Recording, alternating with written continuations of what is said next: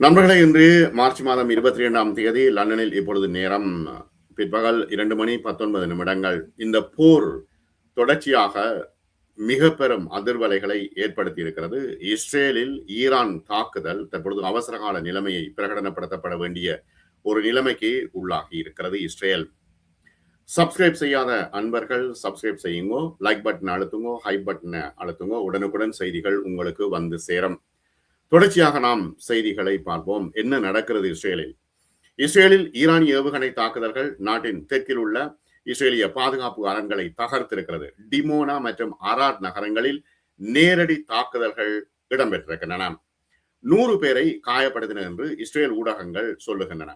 சமீபத்திய ஏவுகணை தாக்குதலில் அராட், திமானோ, எய்லாட், பீர்ஷெஃபா மற்றும் கிரியாட் காட் ஆகிய நகரங்களில் உள்ள இஸ்ரேலிய ராணுவ தளங்கள் மற்றும் பாதுகாப்பு மையங்களை தாக்கியதாக IRGC தெரிவித்திருக்கிறது. இந்த தாக்குதல்களில் 200க்கும் மேற்பட்டோர் கொல்லப்பட்டதாக தெஹ்ரான் சொல்கிறது. இஸ்ரேல் சொல்கிறது எந்த உயிரிழப்பும் ஏற்படவில்லை என்று. தெற்கு இஸ்ரேலில் நடந்த ஈரானிய தாக்குதலுக்கு பிறகு தற்பொழுது அவசர மற்றும் மீட்பு படைகளை வலுப்படுத்தி வருவதாக பிரதமர் நெதன்யாகு கூறியிருக்கிறார். எல்லா இடங்களிலும் அவசரகால நிலைமை பிரகடனப்படுத்தப்பட்டிருக்கிறது. அங்கிருந்து எந்த செய்தியும் வெளியில் போகக்கூடாது என்பது இஸ்ரேலினுடைய முழுமையான கட்டுப்பாடு. இஸ்ரேலின் நகரமான டிமோனாவில் ஏவுகணை தாக்குதல் நடந்ததாக வரும் தகவல்கள் தங்களுக்கு தெரியும் என்றும், நெகேவில் உள்ள அணு ஆராய்ச்சி மையத்துக்கு, இஸ்ரேலில் உள்ள அணு ஆராய்ச்சி மையத்துக்கு எந்த சேதமும் ஏற்பட்டதற்கான அறிகுறிகள் இல்லை என்றும் IAEA தெரிவித்திருக்கிறது. அணு ஆராய்ச்சி தொடர்பாக IAEA தெரிவித்திருக்கிறது. இஸ்ரேலின் கல்வி அமைச்சகம் பாதிக்கப்பட்டிருக்கிறது. ஞாயிற்றுக்கிழமை மற்றும் திங்கட்கிழமைகளில் நாடு முழுவதிலும் எல்லா நேரடி வகுப்புகளும் ரத்து செய்யப்பட்டிருக்கிறது. இஸ்ரேலின் உள்நாட்டு பாதுகாப்பு படை சொல்கிறது, தெற்கில் 50க்கும் மேற்பட்டோர் வெளியில் கூட வேண்டாம். இது செவ்வாய்க்கிழமை வரை இது அவசரகால நிலைமை, ஊரடங்கு சட்டம் போல இருக்கிறது. ஏனெனில் வெளியில் வந்தால் இந்த தாக்குதலில் மக்கள் கொல்லப்படுவார்கள் என்று இஸ்ரேல் சொல்கிறது. இந்த வார இறுதியில் ஈரான் மற்றும் லெபனானில் 200க்கும் மேற்பட்ட இடங்களில் ஏவுகணை தாக்குதல்களை நடத்தியதாக இஸ்ரேல் ராணுவம் சொல்லி இருக்கிறது. தாக்குதல்களின் பொழுது, இஸ்ரேல் மீதான தாக்குதல்களின் பொழுது வான் பாதுகாப்பு அமைப்புகள் செயல்பட்டதாகவும், ஆனால் அவை சரியாக செயல்படவில்லை என்றும் தற்பொழுது இஸ்ரேல் குறிப்பிட்டுக் கொண்டிருக்கிறது. என்ற போதிலும் ஏவுகணைகளை இடைமறிக்க இந்த ஏவுகணை இடைமறிப்பான்கள் தவறிவிட்டதாக இஸ்ரேலிய ராணுவ செய்தி தொடர்பாளர் சொல்கின்றார். இந்த சம்பவங்கள் குறித்து ராணுவம் விசாரித்து வருகிறது. இதிலிருந்து பாடம் கற்றுக்கொள்ளும் என்றும் இஸ்ரேல் சொல்கிறது. போர் ஆரம்பித்ததிலிருந்து குறைந்தது 4292 பேர் காயமடைந்து மருத்துவமனைக்கு கொண்டு செல்லப்பட்டுள்ளதாக இஸ்ரேலின் சுகாதார அமைச்சகம் இன்று தெரிவித்திருக்கிறது. இஸ்ரேலின் தெற்கில் உள்ள டிமோனா நகரின் மீது நடத்தப்பட்ட ஈரானிய துல்லியமான ஏவுகணை தாக்குதலை தொடர்ந்து 47 பேர் மருத்துவமனையில் படுகாயங்களுக்கு சிகிச்சை பெற்று வருவதாக இஸ்ரேலின் அவசர சேவையான மாகன் டேவிட் அடோம் ஒரு புதிய தகவலை தெரிவித்திருக்கிறது.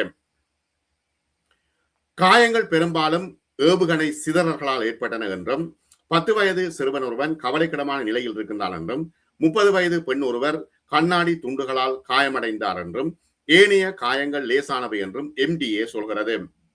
ஆனால் இந்த டிமோனோ நெகோ அணு ஆராய்ச்சி மையத்திலிருந்து 8 மைல்கள் தொலைவில் தான் இருக்கிறது. ஈரான் நினைத்தால் அந்த அணு ஆராய்ச்சி மையத்துக்கு நேரையே போட்டிருக்கலாம் என்று தற்பொழுது ஏவுகணைகளை ஏவி இருக்கலாம் என்று ராணுவ ஆய்வாளர்கள் சொல்கின்றார்கள். இப்போதுள்ள நிலைமையில் இந்த போர் இன்னும் ஒரு கட்டத்தை எட்டியிருக்கிறது. அதாவது இஸ்பஹான் மீது அணு ஆய்வு மையத்தின் மீது இஸ்ரேல் தாக்குதல் நடத்தியதை தொடர்ந்து இப்பொழுது ஈரான் இஸ்ரேலினுடைய அணு ஆய்வு மையத்துக்கு அருகிலே தாக்குதல் நடத்தி இருக்கிறது. இது மிகப்பெரிய ஆபத்தை உருவாக்க போகிறது. இஸ்ரேல் தாக்கப்பட்டால் பலஸ்தீனம் அழியும், பக்கத்தில் உள்ள லெபனான் அழியும், அரபு நாடுகள் அழியும், எல்லா நாடுகளுக்கும் அழியக்கூடிய வாய்ப்புகள் இருக்கின்றன. எனவே ஏவுகணை மையத்தை அடிக்க வேண்டாம் என்று IAEA தற்பொழுது அறிவித்திருக்கிறது. அணு ஆயுத மையங்களை அடிக்க வேண்டாம் என்று IAEA தற்பொழுது தெரிவித்திருக்கிறது.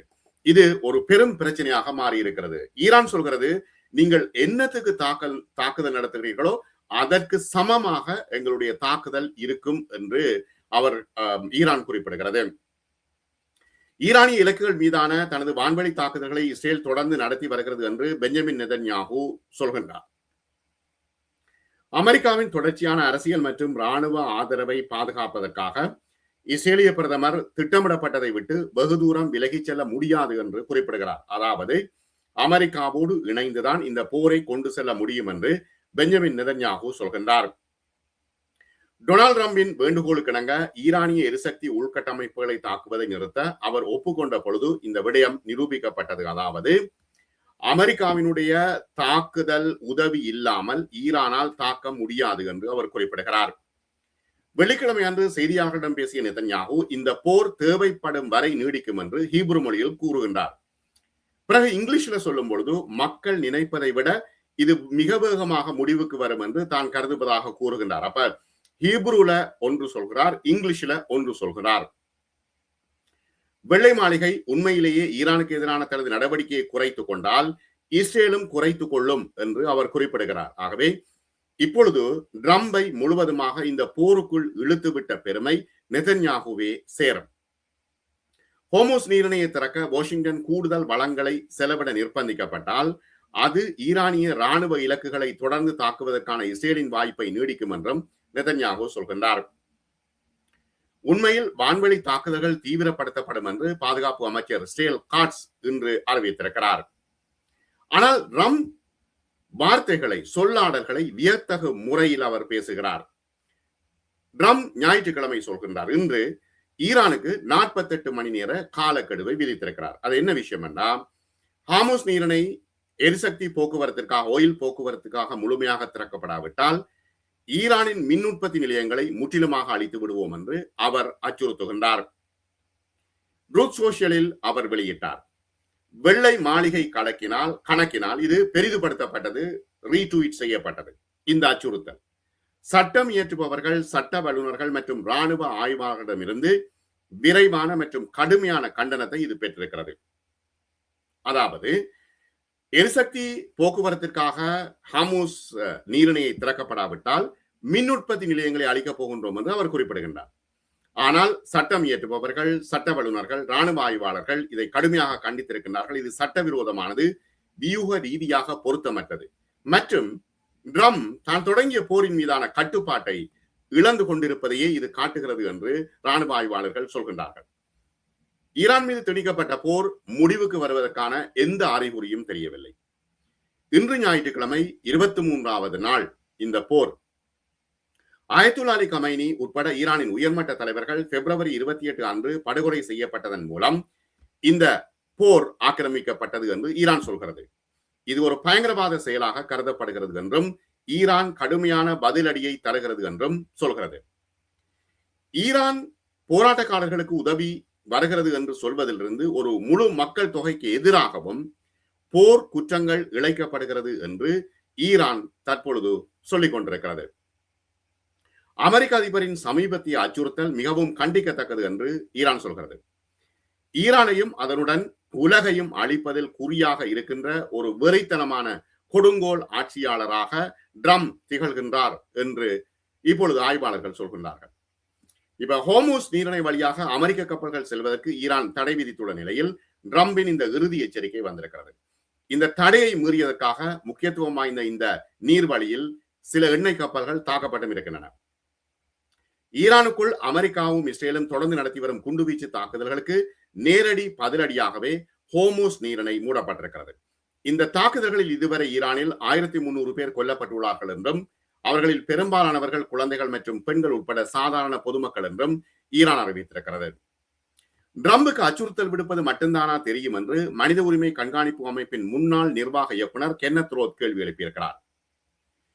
இஸ்ரேலும் அமெரிக்காவும் ஈரான் மீது தொடர்ந்து குண்டு வீசுவதால் தான் ஈரான் ஜலசந்தியை, நீரிணையை, எண்ணெய் மற்றும் எரிவாயு ஏற்றுமதிகளை தாக்குகிறது என்பதை அவர் இன்னும் உணரவில்லையா என்றும் வியட்நாம் போரின் மறு பதிப்பை அவர் விரும்புகிறாரா என்றும் தற்பொழுது ஆய்வாளர்கள் கேள்வி எழுப்புகின்றார்கள்.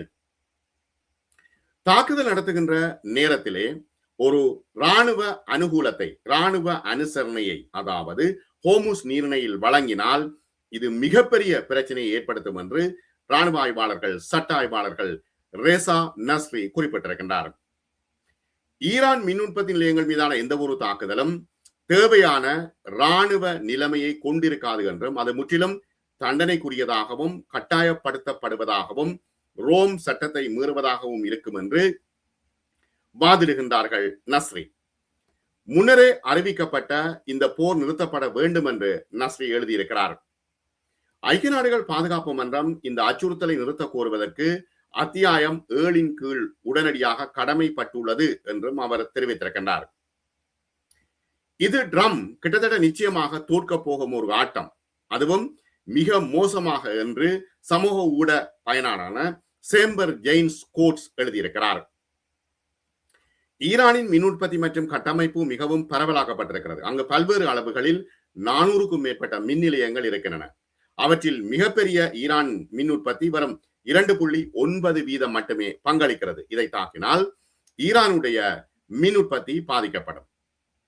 பல மாதங்களாக தொடர்ச்சியான தாக்குதல்களுக்கு பிறகும் மிகப்பெரிய ஆயுத களஞ்சியத்தை கொண்ட ரஷ்யா கூட உக்ரைன் மீது செறிவான மின் கட்டமைப்பை தீவிரமாக சீர்குலைக்க போராடி வருகிறது என்றும் அந்த ஆய்வாளர் குறிப்பிடுகின்றார்.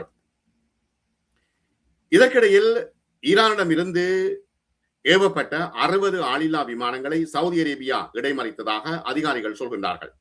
அவற்றில் பெரும்பாலானவை நாட்டின் எரிசக்தி வசதிகள் மற்றும் வளங்கள் அமைந்துள்ள கிழக்கு மாகாணத்தை இலக்காக கொண்டவை. ஈரானின் மின் கட்டமைப்பு தாக்கப்பட்டால் இஸ்ரேலின் மின் கட்டமைப்பு அழிக்கப்படும் என்றும் வளைகுடா நாடுகள் தீப்பற்றி எரியும் என்றும் ஈரான் இப்பொழுது சொல்லிக் கொண்டிருக்கிறது. ரியாத் மாகாணத்தை நோக்கி 3 பாலிஸ்டிக் ஏவுகணைகள் ஏவப்பட்டதாகவும் பாதுகாப்பு அமைச்சகம் தெரிவிக்கிறது. அவற்றில் ஒன்றை இடைமறித்ததாகவும் மற்றவை மக்கள் வசிக்காத பகுதியில் விழுந்ததாகவும் ரியாத் சொல்கிறது. புதன்கிழமை கட்டார் இதே போன்ற நடவடிக்கையை எடுத்ததை தொடர்ந்து சவுதி அரேபியா தனது இராணுவ தூதர் பல ஈரானிய தூதரக ஊழியர்களை விரும்பத்தகாத நபர்கள் என்று அறிவித்து 24 மணித்தியாலத்துக்குள் நாட்டை விட்டு வெளியேற்றிவிட்டார்கள். பஹ்ரைனில் அமெரிக்க மற்றும் பிரிட்டிஷ் படைகள் தங்கியிருக்கும் ஐக்கிய அரபு அமீரகத்தில் உள்ள அல் மின்ஹா தளம் மற்றும் குவைத்தில் உள்ள அலி அல் சலேம் விமானப்படை தளம் ஆகியவற்றின் மீது முன்னதாக தாக்குதல் நடத்தப்பட்டதாக ஈரானின் அரசு ஒளிபரப்பு நிலையம் சொல்கிறது. போரின் பொழுது ஈரான் ஏவிய 143 ஏவுகணைகளையும் 242 ஆளில்லா விமானங்களையும் தங்களின் வான் பாதுகாப்பு படைகள் சுட்டு வீழ்த்தியதாக பஹ்ரைன் சொல்கிறது. ட்ரூத் சோசியல் தளத்தில் பதிவிட்ட ஒரு பதிவில் ஈரானுடைய எரிசக்தி தளங்கள் மீது தாக்குதல் நடத்தப் போவதாக ட்ரம்ப் அச்சுறுத்தியதன் பிறகு 48 மணி நேர காலக்கெடுவை அவர் விதித்திருக்கின்றார். ஈரான் மீதான போரில் அமெரிக்கா திட்டமிட்டதை விட பல வாரங்கள் முன்னதாகவே இருப்பதாக ட்ரம்ப் இப்பொழுது சொல்கின்றார். அவர்களின் தலைமை அளிக்கப்பட்டு விட்டது என்று ட்ரம்ப் சொல்கின்றார். கடற்படை விமானப்படை செயலிழந்து விட்டது என்று அவர் குறிப்பிடுகிறார். ஈரான் ஒரு ஒப்பந்தம் செய்ய விரும்புகிறது என்று ட்ரம்ப் மீண்டும் சொன்னார். இருப்பினும் ஈரானிய தலைவர்கள் ட்ரம்போடு எந்த பேச்சுவார்த்தையும் இல்லை என்று தெரிவித்திருக்கின்றார்கள். ஈரானின் கடற்கரை ஓரத்தில் கப்பல் எதிர்ப்பு பயண ஏவுகணைகள், நகரும் ஏவுகணை தளங்கள், உபகரணங்களை சேமித்து வைக்கப்பட பயன்படுத்தப்படும் நிலத்தடி தளத்தின் மீதும் அமெரிக்க ராணுவம் 5000 பவுண்ட் ராத்தல் 2270 கிலோ எடை கொண்ட பல குண்டுகளை வீசியுள்ளதாகவும் இதன் மூலம் ஹோர்முஸ் நீரிணையை அச்சுறுத்தும் அதன் திறனை குறைத்துள்ளதாகவும் அமெரிக்க மத்திய கட்டளை பிரிவின் தளபதி அட்மிரல் விராட் கூப்பர் தெரிவித்திருக்கின்றார். ஆனால் இஸ்ரேல் மீது தொடர்ச்சியாக ஈரான் துல்லியமான தாக்குதல்களை தற்பொழுது நடத்தி வருகிறது. இது இஸ்ரேலில் மிக பெரும் பதட்டத்தை ஏற்படுத்தி இருக்கிறது. நீங்கள் பார்க்கின்ற இந்த போட்டோ இஸ்ரேலில் மிக அதிகமான தாக்குதல் நடத்தப்பட்டிருப்பதை உறுதிப்படுத்துகிறது. நிறைய பேர் கொல்லப்பட்டிருக்கின்றார்கள், ஆனால் இஸ்ரேல் அதனை வெளியில் தெரிவிக்கவில்லை. சப்ஸ்கிரைப் செய்யாத அன்பர்கள் சப்ஸ்கிரைப் செய்யுங்க, உடனடியாக லைக் பட்டனை அழுத்துங்கோ. உடனுக்குடன் உங்களுக்கு செய்திகள் வந்து சேரும். மற்றும் ஒரு அப்டேட்டில் நாம் சந்திப்போம். நன்றி நண்பர்களே.